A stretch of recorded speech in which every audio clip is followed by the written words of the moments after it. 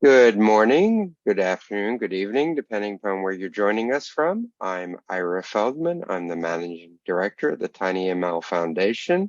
I'd like to welcome you to today's Deployment Working Group webinar about our first white paper. So thank you for joining us.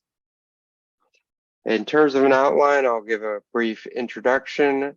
Then Vitaly will talk about the working group and scope. Dan will talk about IoT fundamentals, Gopal about IoT for deployment, Vitaly will talk about next steps, and then we want to use the balance of the time to answer your questions. Hopefully you've had a chance to download and read the white paper, and then I will wrap up with some closing material. I'd like to thank all the TinyML strategic partners who make these events available free without charge and help support all the activities of the TinyML Foundation. In terms of the TinyML community, if you haven't joined us on Meetup or LinkedIn, please consider to do so. They're very fast groups, and we look forward to continuing discussions there on these platforms and at events in the future. Also, the YouTube channel where you will find this video at the end of this week, youtube.com/tinyml. You can subscribe and you'll get a notification when this and other videos are posted. In terms of in-person events, we have the TinyML Summit coming up at the end of March, just a month away. If you haven't registered, please do so. We should have a very sizable crowd, and we would want to make sure that we have a space for you. We will also have free exhibitions on Monday. So if you want to just come and check out the sponsoring companies and look at their technology and meet with other people, please plan to join us on Monday.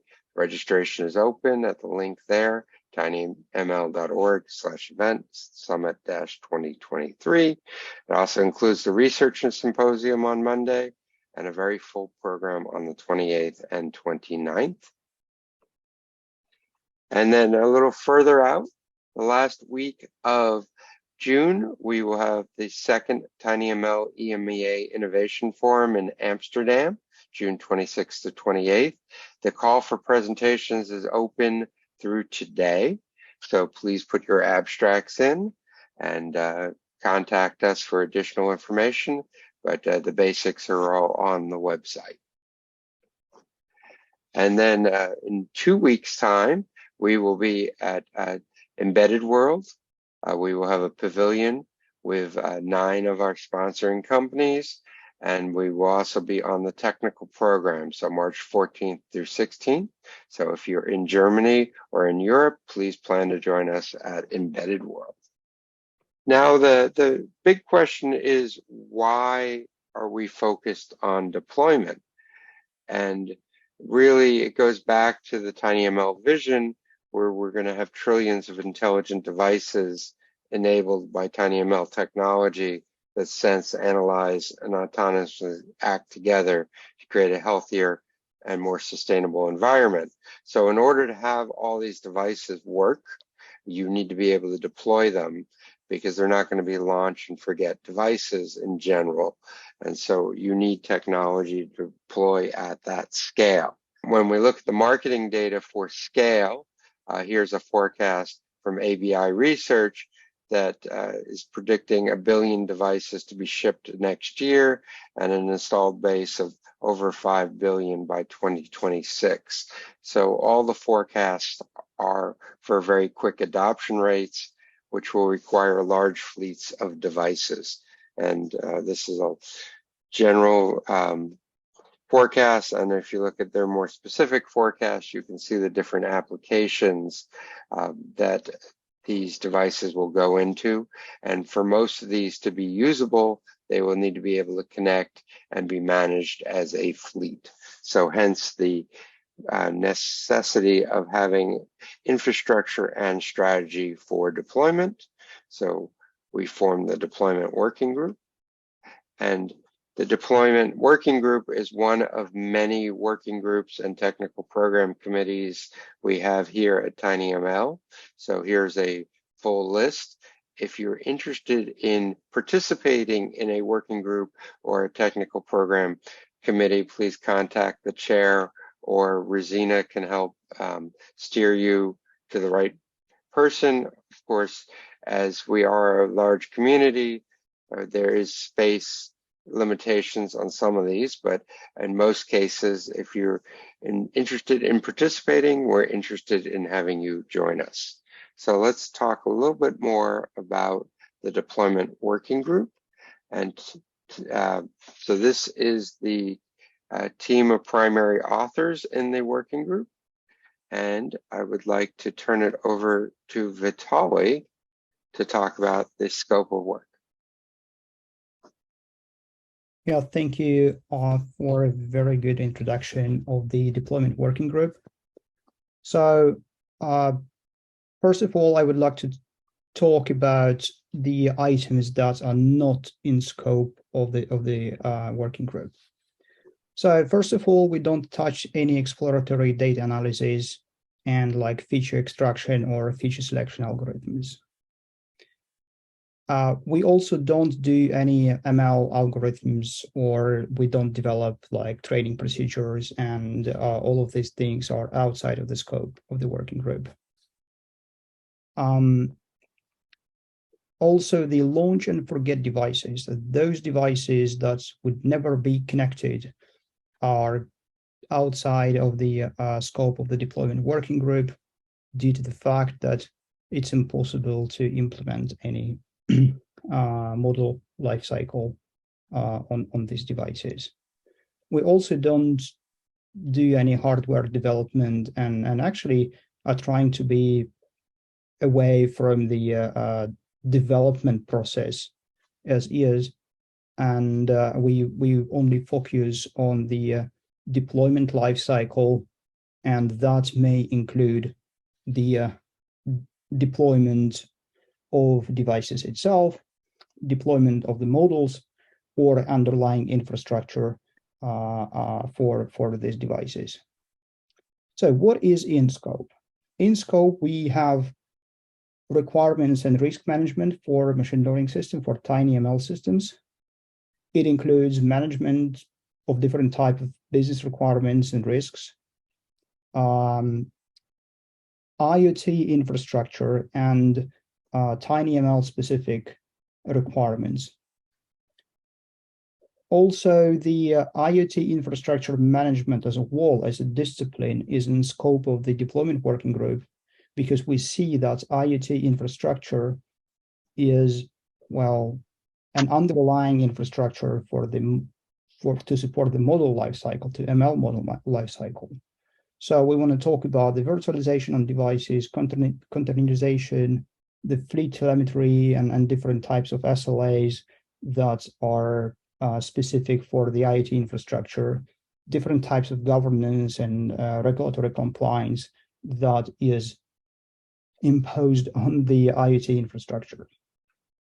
At the same time, once we have this IoT infrastructure covered, we would like to talk about the model lifecycle management, which includes like all of the MLOps specific things, including different type of model deployment strategies, including all of the deployment automation, including all of the device performance benchmarking and stuff like this. So, and once the model is ready, we would like to talk about the scaling and best practices for the overall deployments, including like piloting, communication with the business teams, and different type of device scaling best practices and challenges, case studies, and so on. So that's what we have as the scope of work. But of course, they could be like different other different items that we are happy to take as a working group from the audience. Yeah, so I'm going to talk a little bit about the IoT fundamentals that we cover in the white paper by walking through this architecture example. This is a hypothetical architecture diagram that shows device to cloud deployment. And some of the aspects that we cover in the white paper include device connectivity, device provisioning, device monitoring, device updates, analytics, data storage, and various building blocks for deployment.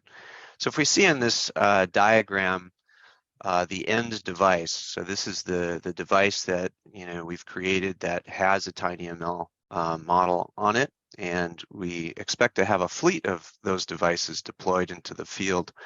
There are a number of things that end device needs to have in order to be successfully deployed, including firmware, various sensors, especially security, which is an important aspect to most IoT deployments, things like pre-provisioning or X509 certificates in order to be able to communicate securely to cloud endpoints. That's an important aspect.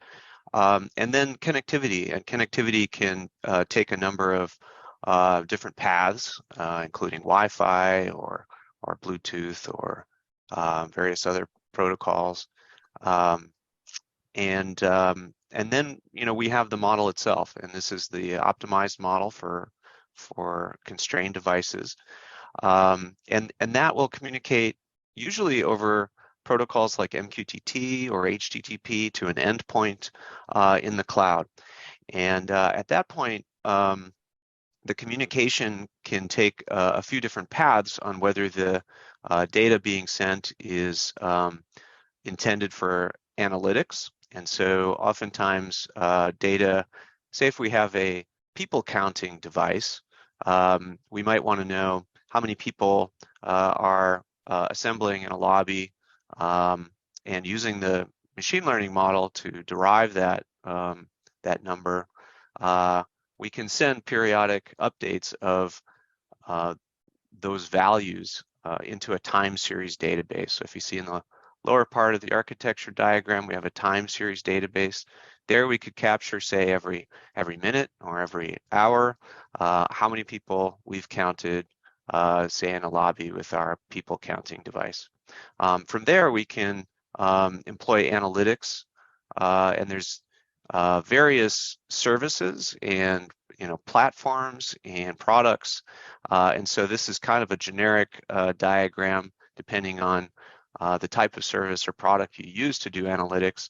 But essentially, we would have some form of analytics extracting the data from the time series database and providing graphs or charts or other kinds of ways that insights could be derived from the business. And so that shows that branch in the flow. Another branch in the flow would be actually collecting training data and sending that through an ML engine of some kind. And again, we're being a little generic here because there's lots of different ways to do this. But in general, if you collect training data and send it through an ML engine for training, you could imagine this type of flow where then you would have data scientists interacting with that ML engine and conducting training, producing models that then would need to be optimized for your end device that ultimately will be hosting that model. From there, you would have storage for those optimized models, and then after some QA, I would reckon, those could get scheduled into a jobs procedure where those could be updated on the end devices in the fleet over the air, or what we call OTA. And so much like updating firmware on end devices for IoT, models could also be sent with OTA processes to the end device. So that's kind of a snapshot of what a flow may be. Of course, there may be differences in how a deployment would work for your specific needs, but in general, we're taking into consideration what an IoT, device to cloud deployment for TinyML would look like. And all of the all of the information is in the white paper regarding these different considerations. I wanted to give a quick overview about a protocol that is used pretty heavily in IoT, which is MQTT. And many devices use MQTT in IoT deployments because it's a lightweight protocol that allows for communication between end devices out in the field and a broker. And it stands for Message Queuing Telemetry Transport. And essentially it sends, the intent is that you can use it for sending messages through a broker, and it can run over TCP. And it's really a pub sub type of model where you have a publisher and any number of subscribers, and the broker manages those published messages and all of the subscribers to make sure that those messages are delivered in an asynchronous fashion. And so even if devices come online or offline, the goal of MQTT is that those messages are still delivered when clients connect or are available.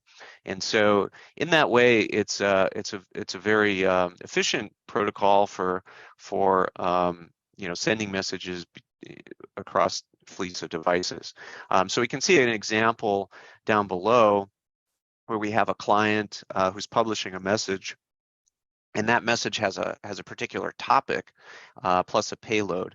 Now the broker manages those topics and the subscriber list to those topics, and so for any client that then subscribes to that particular topic, the broker will send that message to those clients.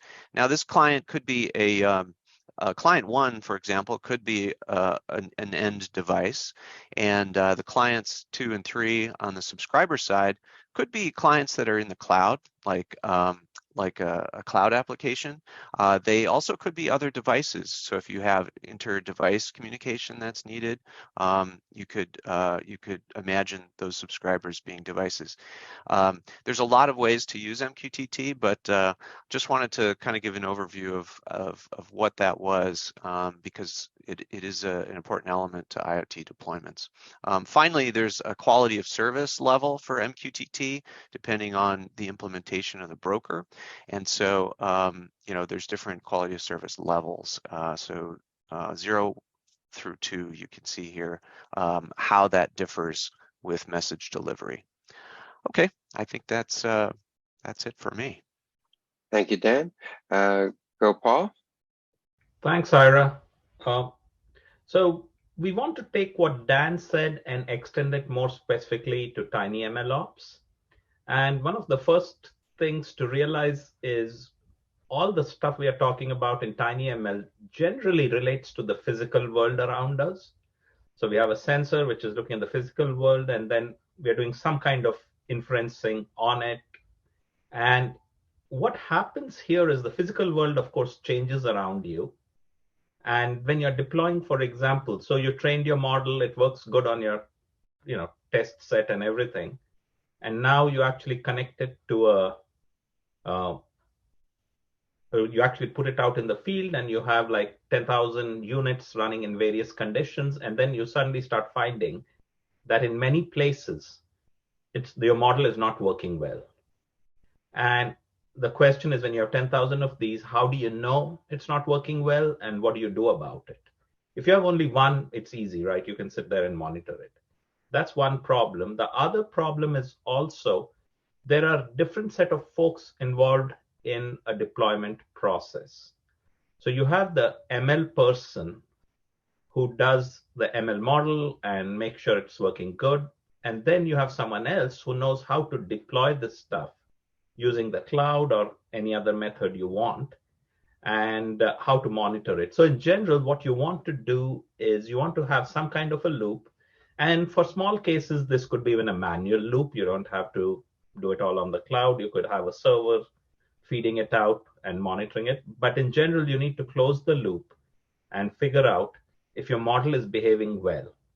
And clearly, as you scale, how do you scale this is a big issue. And that's where, we prefer the cloud, of course, to have a nice scaling process to store your data properly, to retrain it, and all. It's easily done there. But again, that's not a necessity. So please read the paper. I won't go through it more, but that's the purpose of having a closed loop operation instead of an open loop. So Ira, we can go to the next slide. So in terms of TinyML ops, specific issues that we have to worry about are things like model versioning and deployment. So how do you scale it? What's the cost on the cloud, or however you do it? It's okay when you do 10 models, but how do you scale it to say 10,000 or 100,000, especially if the data all is going back to your server or in the cloud? How much does it cost? How do you save it? How do you normalize this data if it comes from different sources? You want a single pane of glass so that you can look at all your deployment in one place. So you can see, hey, I have, say, 10,000 deployments, 10 of them are low on battery, 50 of them have not connected for the last 1 month because something bad has happened. So you need to figure out. And I don't want to underestimate responsible AI. So while we all are used to doing AI and running it on test sets and stuff, in the real world, it's a problem. So for example, take a case where you have people recognition, and let's say you do some facial recognition to allow entry to a restricted area. You need to make sure that, let's say the person in a wheelchair. You want to make sure that you can actually see that person, or if your camera is at a weird angle and it's looking down, you should make sure that you can recognize it. So that's just a simple example. Or like, for example, voice. You've trained it on a majority of, say, male voices, and the behavior performance on female voices is worse. So that would not be good. So those are issues that come when you, again, interact with the real world. Similarly, in addition to model versioning, there's data versioning. It's the same story. What data did you train your model on? Now you collected more data. So again, tracking what your model gets trained on. And by the way, the other problem is data provenance. So for example, if you're in the EU, they may not want data going out of EU. So you have to make sure that there's common data which can be moved across, but there's data very specific to areas, and you can only train in those areas and stuff. Monitoring, which is what we've been talking about to make sure it works well. And then finally, security. So there's security at both the device level, so that your device is not hijacked and sending all kinds of garbage, and at the model level, where you want to keep your model from being taken away. It's initially in initial stages, so we don't think about this much. But if you think of somebody who's got a lot of proprietary data and have built a model, the model has a lot of value, and they don't want people just stealing the model from the device, which can be easy to do because the device is physically accessible to the hacker. So that's what we have. Thank you, Gopal. And back to Vitaly. About the next steps we're going to do as a deployment work group. So because we have an established scope, we would like to work on it a little bit more to give it a little bit more structure and formalize this scope of work. This would enable the work group members to contribute to the work group in a more structured but at the same time distributed manner, because all of us are like part of the different organizations and live and work in different time zones and so on. And individual contributions are always welcome. So if some of you guys think that you have an expertise that may be useful to according to the scope, then please feel free to contact us, and we would make sure that your expertise is represented in the next steps of the deployment working group. We would also like to solicit the company feedback to identify the best practices for the TinyML ops. Also, we would like to present more case studies from the companies, because it's really important to show how the TinyML deployments are implemented in the real life. We would also like to connect with the MLOps and other working groups to make sure that all of the challenges they have are addressed within the deployment working group. Like everything that is in scope of the deployment working group, it is addressed. So basically, we are now in the exploration mode. So if you think that something is missing from the scope, or there are some very hot topics that you guys want us to dig into, please feel free to connect with us, and feel free to express your opinions on the on both the white paper we released, but also on today's presentation. Thank you. Thank you, Vitaly. So just a reminder for those of you who haven't downloaded the white paper, it is available on our website in the news section. Here's the URL directly to the news article, but it is up on the website if you haven't downloaded it. It was also in the email announcing this webinar. And with that, we're going to open for questions and answers. Also, we're going to launch a poll. Rosina, please launch the poll. Would you like some of your feedback on deployment and just understand what our audience composition looks like? So we'll do that. And with that, I welcome the panelists. You've heard from several of us already, and I also welcome Alad, Tor, and Rohit to the panel. So please ask away. Let me open up the Q&A tool. Let's see. Who on the panel?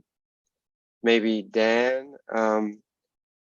They're asking, the first question is, how does TinyML work with Matter Home IoT standards? Maybe you want to talk about relationship to standards in general, or this one in specific, if you can. Sure. So yeah, Matter, of course, from the Connectivity Standards Alliance, CSA, is a definition for a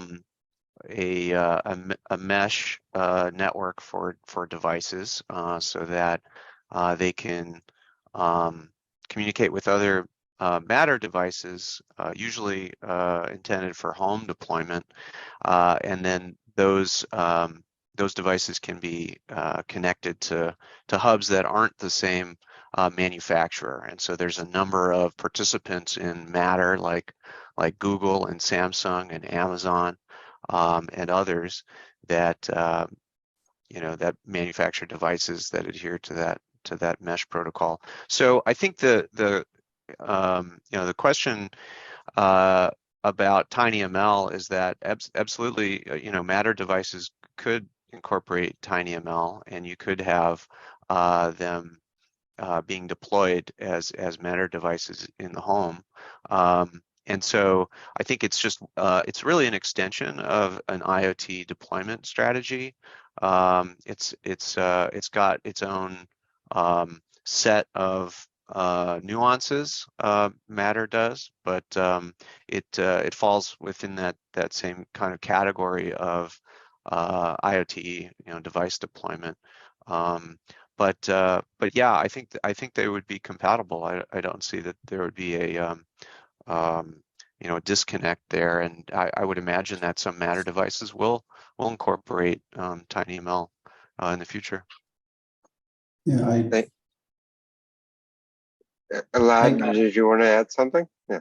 Yeah, I mean, from like a pure device perspective, I mean, in theory, they are kind of orthogonal. I mean, you can have a Matter device and it can run TinyML models, and like the TinyML is like on the sensing side of the device, and the Matter is on the communication side of the device. So they can work together. But from my experience here in Synaptics is that while in theory they are not related on a microcontroller with a very limited resources, in a way they can compete on resources, on shared memory and things like that. So when you actually design a chip that is targeted for this segment, you actually need to make sure that you can run model and the Matter stack, because the Matter software stack actually adds, I mean, it's not a big, but hundreds or tens of Ks in microcontroller is a significant thing.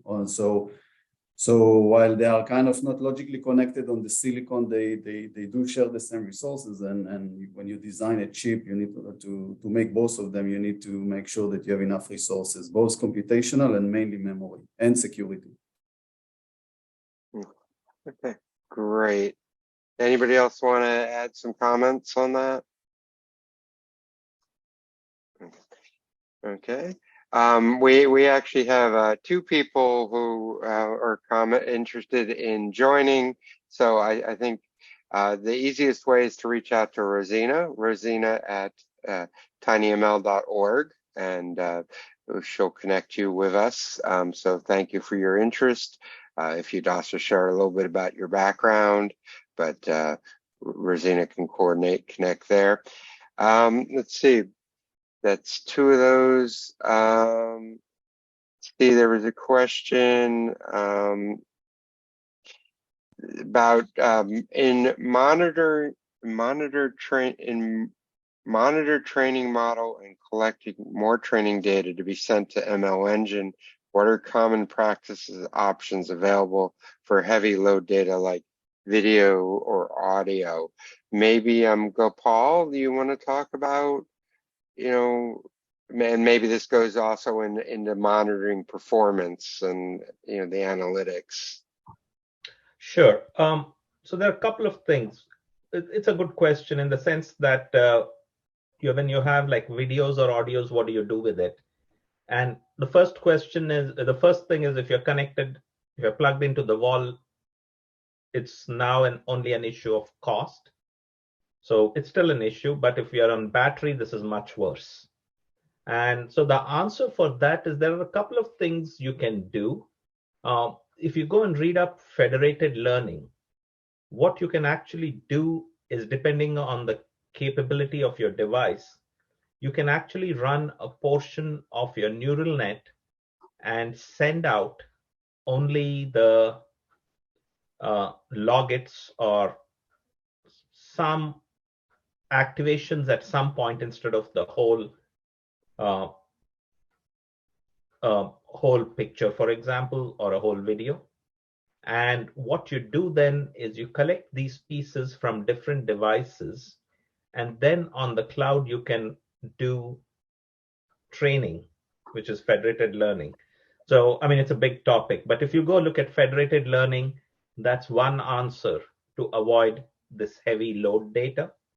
The other way to do it is also just send statistics. So for example, if it's a picture, you could send statistics like, say, distribution of pixel values, and see if the distribution varies over time instead of looking at the entire picture. And if the distribution has changed substantially, then you have a problem and you need to do something. So one of those two should help you minimize the amount of data transfer to the cloud. Good. Anybody else want to, hopefully that answers the question. Does anybody else, Tor, do you want to actually talk for a second? I see you're writing an answer, but. So here I am. Yeah, we provide actually a tool with which you can develop actually models that are doing filtering directly on the device. So if there's a high volume data being fed into the device, it would basically do pre-processing and not send, so you don't have to send entire images and so up to the cloud. It will just do pre-filtering, and it's just about both developing and running this model. So. We provide an infrastructure to do that. Great.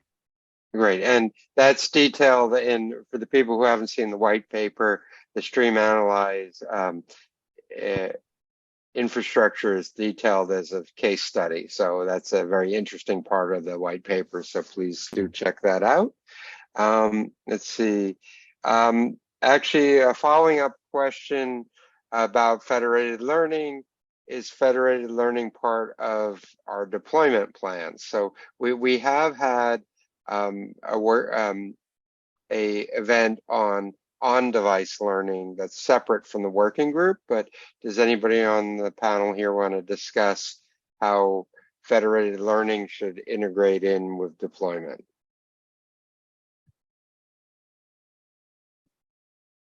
I can continue my diatribe on federated learning.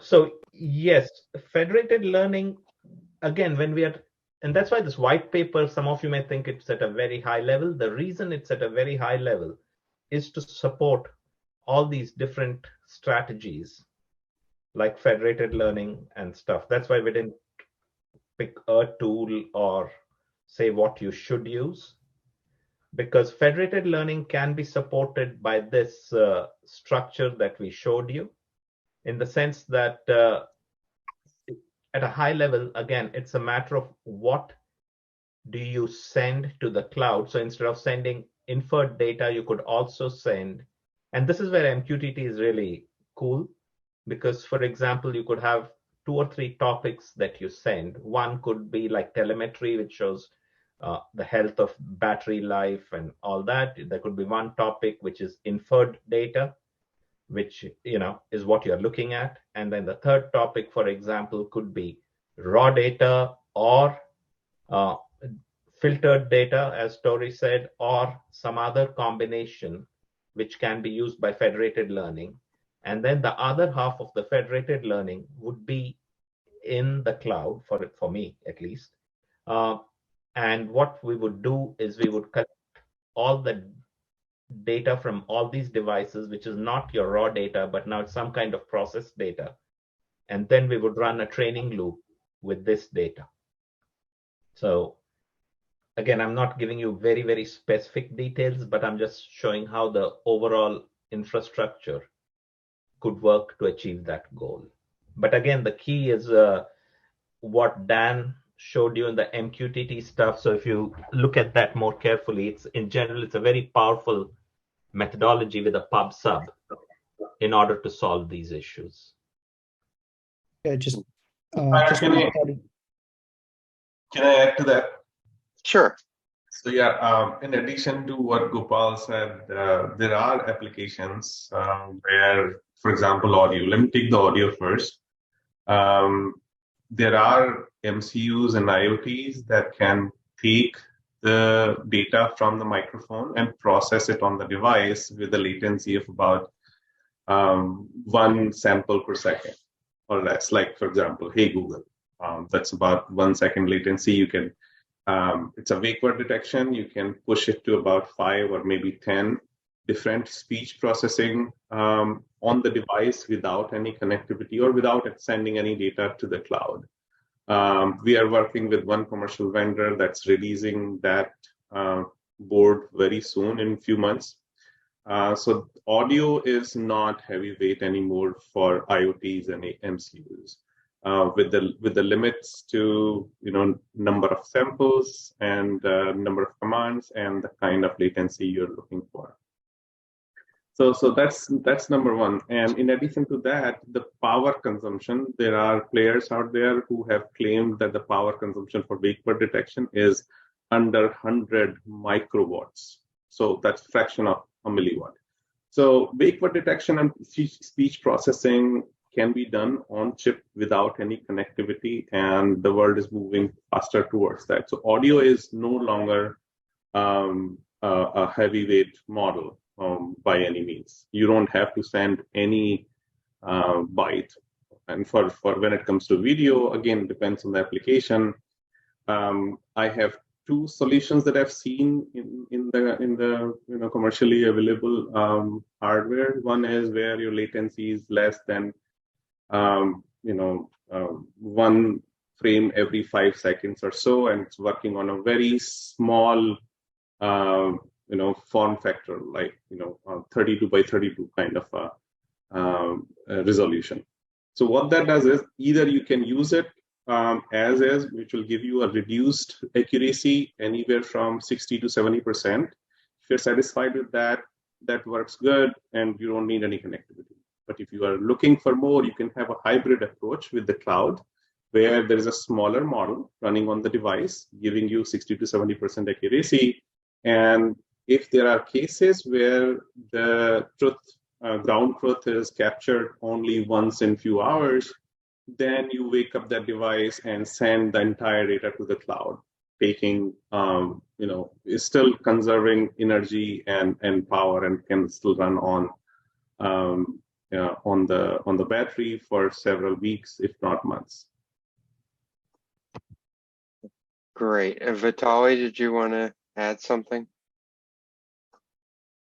Yeah. So, like, federated learning is one of the, I would say, ML system designs decisions that you have to make when you are designing your TinyML solution, right? So if you are dealing with the heavy data, you may think about using the federated learning or other types of compression for your data.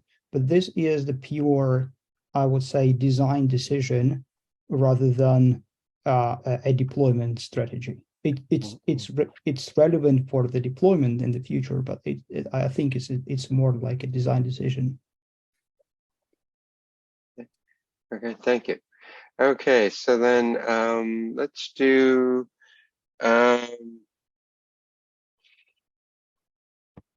we have a question here. Edge processing has a significant advantage in privacy, and the world appears to be getting more sensitive to this topic. Yes, I think we can all agree to this.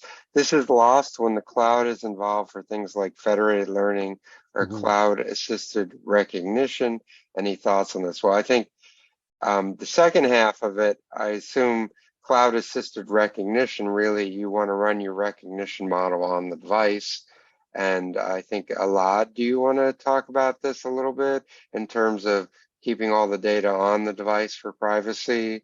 And then I see it's also related to another question of what type of models actually can run on the panel. So specifically for vision, while maybe in the early days most of the vision application on TinyML were actually classification models, today I think the common practice is that everyone is running object detection models in different architecture, like SSD, YOLO 5, I think is very common.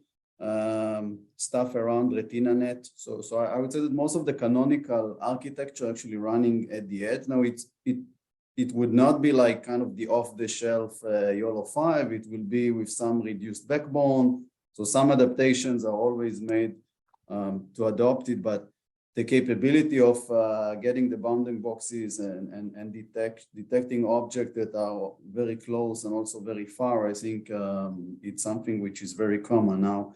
Also for face recognition today, there are capabilities, some of them already demonstrated, some of them are kind of in the making of running full face recognition on device. It can be done with neural networks that have a weights of like a few megabytes of weight, so it's fairly small models, and with a processors that would be probably around 1 gigahertz or like an NPU, you can do good face recognition probably in 100 milliseconds, something like that. So I think this is really, face recognition is really coming to the tiny edge. And when you do that, you do the training on the end device, and it keeps all the data on the device. It doesn't have to. Well, you don't. I mean, yeah. I mean, we say what is keeping the data is a little bit scary, kind of in the context of face recognition. But you do not save any image or something like that. Probably like the signature of a face is actually an embedding vector, which would be just something that is crunched out of endless number of convolutions is kind of the signature of the face, but it actually cannot be reconstructed to any real image or something like that. So it's like a kind of a binary signature of a face. It's like a hash. It's like a hash. You can say it's like a hash. And it is the same thing for pretty much everything, right? So what people typically doing is they do like a representation learning. So you have your own image or voice or whatever, then you do the representation learning step on the device, so you get a vector that you might send to the for the cloud assistant recognitions for the final decision if you want to do it so. But I don't believe that it compromises any security or anything like or privacy. I think it's fine. Actually, federated learning was, I think it was designed or even invented to prevent raw data from leaking from the cell phones to the cloud. And basically, the first task for the federated learning, as I remember, was to predict the keystrokes. So no one wanted the raw texts to be sent to the cloud. So that's I think the federated learning is a step forward towards privacy, not vice versa. Okay, great. Thank you. Hopefully that answered the question. And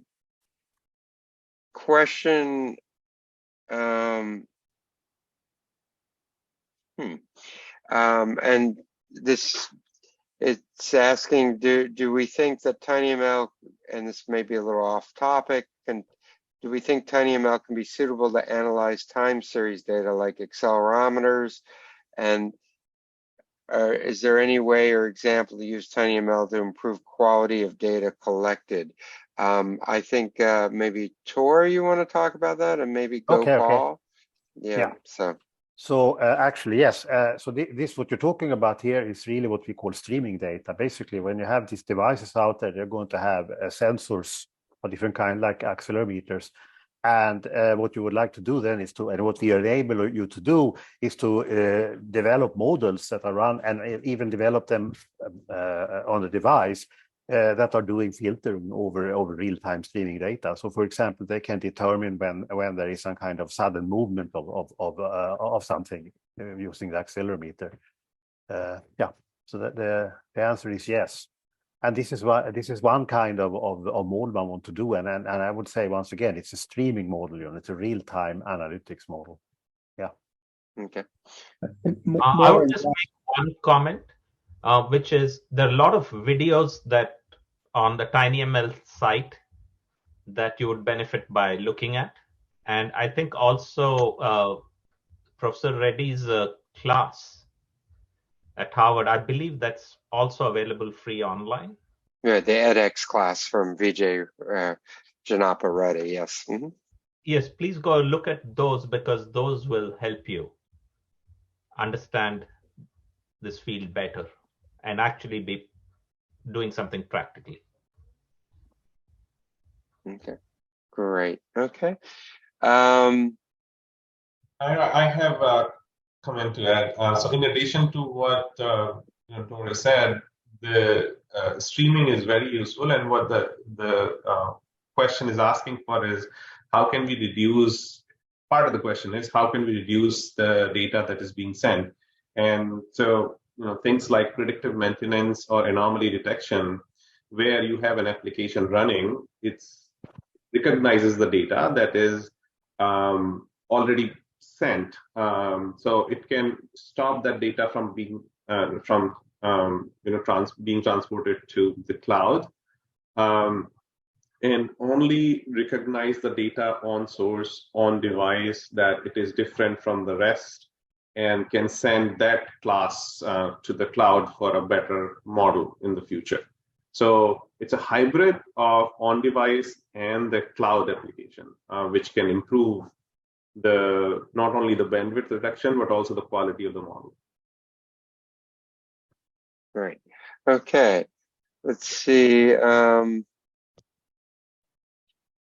Question about topics about compatibility managed between model versions and devices. I think we've talked about this when you have non-homogeneous fleets of devices, but the question goes on, say if in-field devices various versions, what common practices to better manage that? Does the ML model have different concerns than general firmware hardware compatibility management? Maybe Dan or Gopal, you want to talk about, mixed fleets and how to make sure the models are right for each device? I can at least give one shot at it, and then Dan can carry on. So you're absolutely right. So there is firmware, hardware. There are revs of firmware, hardware, models. And so what you need to do is you need to have, the heavyweight answer is a device twin, if you know what that is. But a lightweight answer is each device should have a representation that should include all these. And whenever you update it, you need to update. Sometimes you're not able to update each piece, in which case you update the entire software. If you do that, it doesn't matter because you still need to track what the firmware rev is, what the hardware rev is, and what the model rev is. So that's the answer. There are tools which do this, and there are nicer ways of doing this. And I'm sure Tori's company does this in their own way, and many people do it in their own way. Mm-hmm. Yeah, having a versioning strategy is really important, especially, when it comes to doing things like rollbacks or recovery or things like that. Knowing which version you're on and or knowing which version the devices in your fleet are on, and being able to to update those devices for that is very important. But I think having a TinyML model is almost like a secondary piece of firmware in a way, and so I think it raises the stakes. I think when you have both a managed device, IoT managed device, and a TinyML model, they both have some level of QA or versioning that needs to be considered.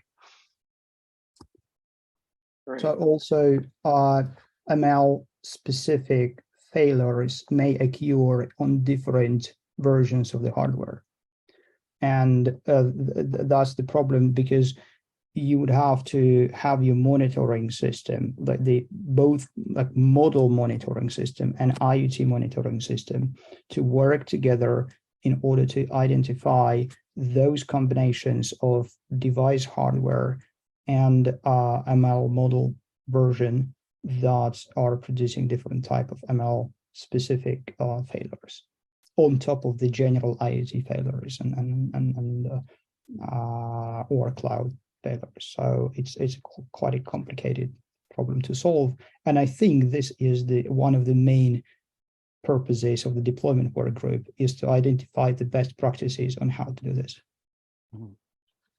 Okay. Great. Thank you, Vitaly.